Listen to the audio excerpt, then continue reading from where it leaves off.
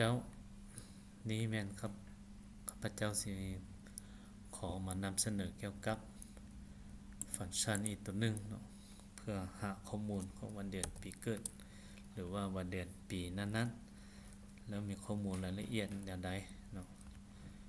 ชื่ออันฟังก์ชันนี้ชื่อว่า Lao Calendar เนาะมีแต่ว่าง่ายๆในนี้แล้วก็ Enter แล้วก็ข้อมูลก็จะปรากฏมาให้เราเห็นเนาะมีรายละเอียดดังที่เราเห็นอยู่นี้เนาะ สำหรับฟังก์ชันตรงนี้ก็มีแต่ว่าสำนี้เนาะเพื่อแสดงข้อมูลว่าวันที่เดือนปีที่เราต้องการหานั้นเนาะกงกับวันใดภายในอาทิตย์หรือว่าราศีของปีนั้นถึงราศีใดเนาะทีนี้เป็นฟังก์ชันเล็กๆน้อยๆเพื่อแสดงข้อมูลบางอย่างเพื่อให้เราเห็นเนาะถ้าผู้ใดสนใจหรือว่าต้องการก็สามารถถามได้เนาะ